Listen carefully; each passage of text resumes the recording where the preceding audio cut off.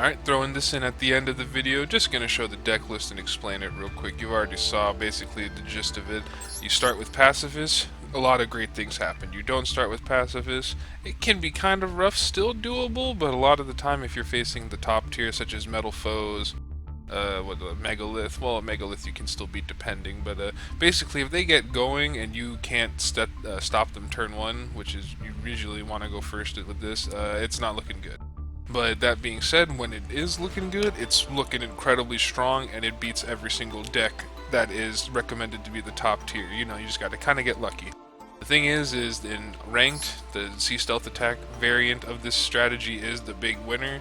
In this format, however, pure power will really work. If you can get 2 out of the 3, but even one of these equipped under your guys or even your token, and get that kill off to proc their effect and bring this guy out on the board, it's basically a wrap. You get your power and your 1 battle, which, man, restricting that to 1 was actually really key for this deck. I think, to be honest, there's really not as many, like, over 5, because of this part of the effect right here, that many like big level 5s in this. There are some, don't get me wrong, right? But honestly, not having this freaking hand trap pop is probably the bigger downside than the Sea Stealth Attack. It's just my opinion, of course, but again, the key here is getting your Pacifist set up. Regardless, Sea Stealth Attack is a very nice bonus in this, but not recommended. The thing is you can't search it with Pacifist, whereas you can with these and this guy. So mainly the core here is, of course, Pacifist. We got Planet Pathfinder to help facilitate that. Him at 1, to be honest, is not that bad for this deck because it does actually run counter to Pacifist that turn. It is better to use him and get it up if you don't have it, but if you have Pacifist and a normal monster, you can get your search off on that same turn. Very nice. The thing is, the most required one is going to be Mech Knight Avram here. 2000 normal beater. He is searched with the World Legacy's Memory spell card. Shout out MBT and his Steal My Deck series for this particular tech. You can use it to help get pops for Pacifist's searching effect, which is very nice on the enemy turn. You can use it at the end of the enemy turn to get you a monster. If you didn't, for some reason, get a search off, the enemy might play around it and not let you summon your token on the turn to get the pop here, the pop for this to search.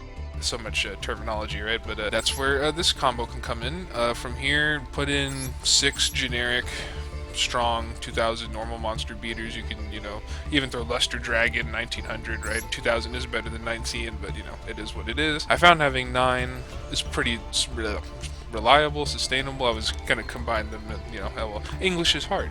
Anyway, the big beater here is, of course, Phantasma Spiral Dragon. We play 2 of them in this because if you can get 2 of these equip cards, 2 separate equip cards, like, if you can't double up on the same effect, but you get 1 crash, 1 grip going, you can summon both out in that same battle phase, and there's usually not much they can do. You're winning that duel then and there. Just to go over them here, Crash does piercing, and when you inflict battle damage, special summon the dragon from hand, deck, or graveyard, which is very nice as well.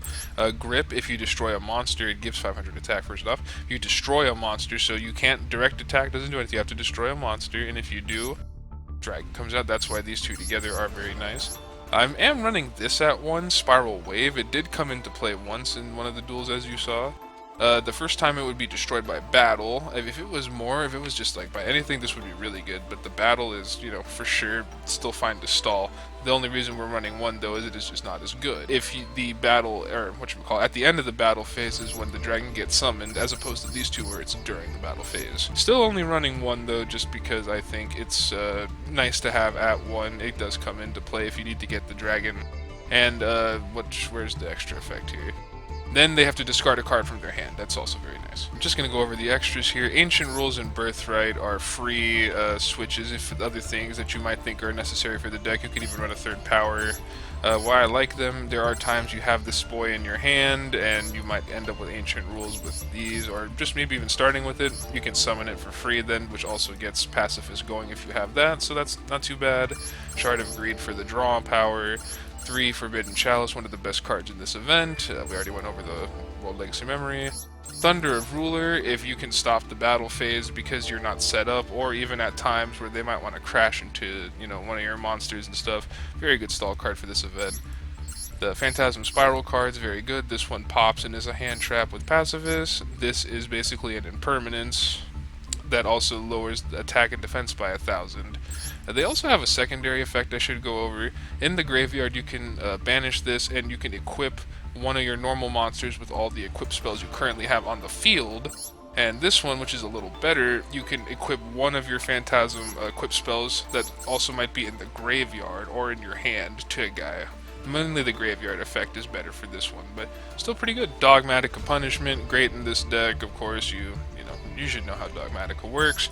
Fists of the Tenyi, limited to one for a reason, very good in this event. We already talked about Sea Stealth. And the last key card, and another reason why I can justify Ancient Rules, is you may not always need to use it. You can keep it in your hand fodder for this bad boy, Cursed Seal of the Forbidden Spell. Now, what really cripples this deck is if Pacifis is gone. You start with it turn 1, you don't have Sea Stealth attack to protect it, you may not have Fist at the Tenyi ready to go. This guy is going to really help you, as not only does it stop, all spell cards for the entire duel with that same name, and who only plays one Mystical Space Typhoon, right? You're going to play more. They can't MST it. Any other core spell cards, such as like the Incantation rituals for Megalith and stuff, bam, can't play it for the rest of the duel. This card is really good in this format. And yeah, that's the deck, guys. Hopefully you guys have been having some good duels, and keep going out there and getting them gems.